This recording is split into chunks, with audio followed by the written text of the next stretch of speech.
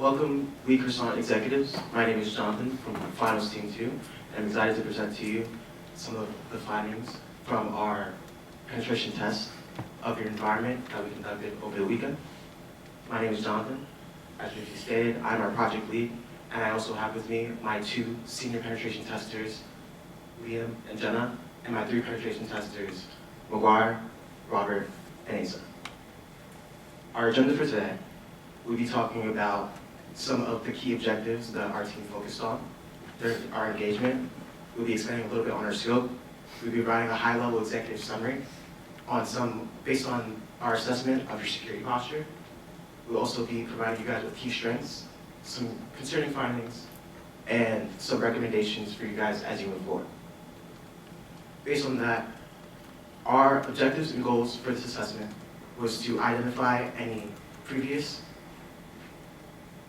vulnerabilities that we identified in our initial assessment in October, with an emphasis on the expanded scope of the live platform, as well as the AI and large language models, and help you impart wisdom on how those AI and large language models work, as well as the best developmental and security practices to implement, whether it be on your developmental or production network. Thank you, John. So regarding your scope, a couple of things. We were given access to your VDI network, which then allowed us to connect to your production and your development network, as shown in the diagram. On your production network was your main web app, which was YYY.chat. And then outside of that, we also conducted tests on the 7 LLM models. And then we also conducted a limited scope social engineering test using phishing methods with a third-party AI service, and then phishing using custom tools that we built. Regarding your executive summary, you had 26 total findings with vulnerabilities that we found. 12 of them transferred over from the October engagement that we did in the past, with 4 critical vulnerabilities found. All of these combined led to us being able to completely take over the domain admin, exfiltrating user data, and being able to mess with the confidentiality and integrity of your users' data as well. Thank you. So now for some of the key strengths that we found during this iteration of testing. So compared to the previous iteration, the first strength that we found was the lack of default credentials. As I said, during the previous iteration, there were multiple instances of default credentials that were used throughout the domain. And in this iteration of testing, we are happy to tell you guys that it has significantly improved, and we did not find any instances of default creds being used. So that's obviously a great step up.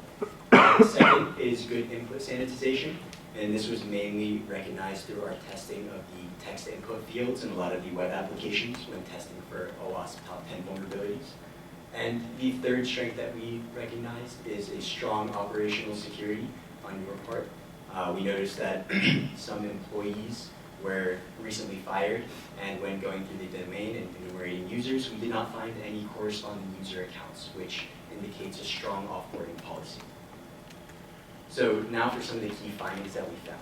So the first is an insecure network configuration, and this was mainly recognized because as we were making our way through the domain, we were easily able to pivot from host to host.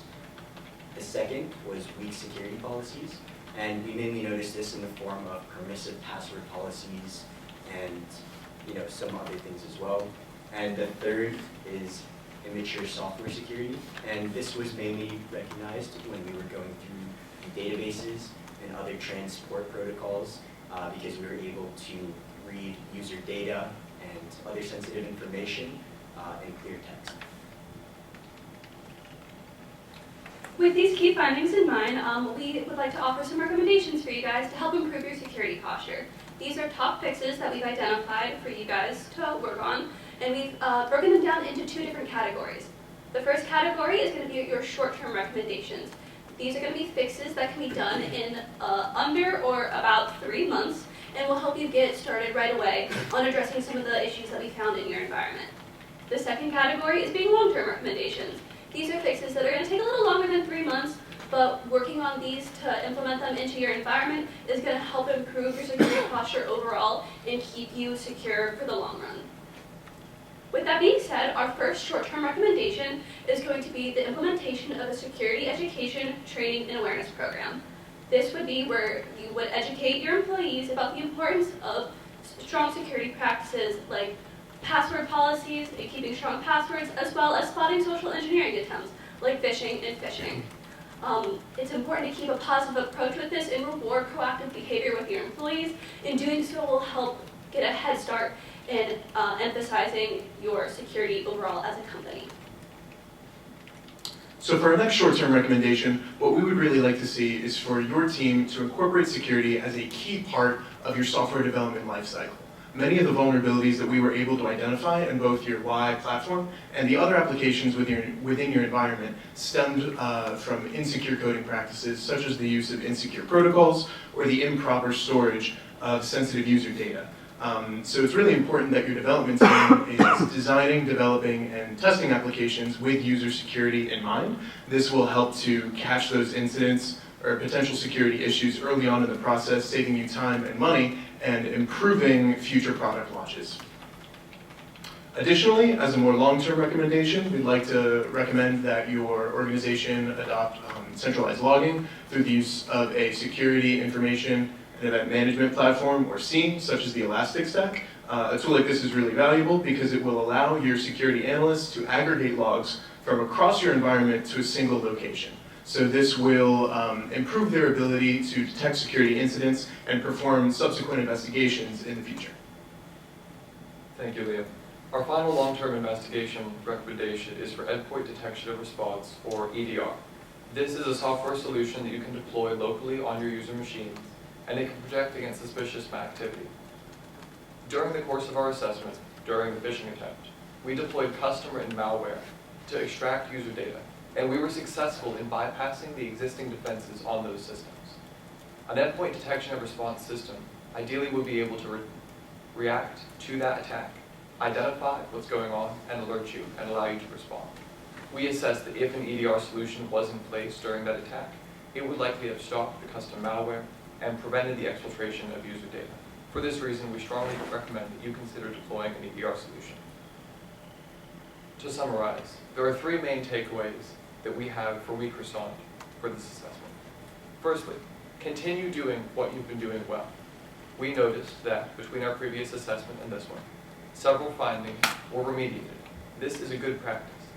We encourage you to continue addressing the findings that we've brought forward, both the ones from our prior assessment that have not yet been remediated, and the new ones, which will be in the report which you review.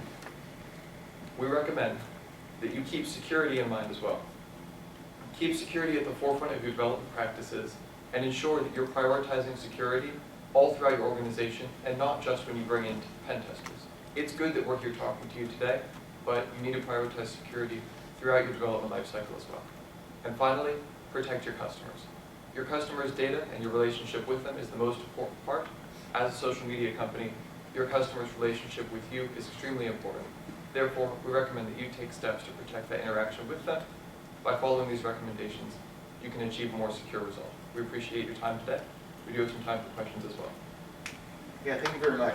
Really solid. So a couple of questions. One is, you really grabbed my attention with the discussion around customer data exfiltration earlier, but I didn't see anything in the pressing recommendations to address that. So did I miss that? No, I can pass this off to Jenna if she talked about more of our recommendations for your short term. So. Yeah, so one of our recommendations that we wanted to hit on for addressing the customer data in clear text is the improvement of the software development pipeline in your DevSecOps, like development, security, and operations. By having your coders address the security issues as they're developing that code, they can start implementing things like encryption over your web traffic, like using HTTPS instead of HTTP.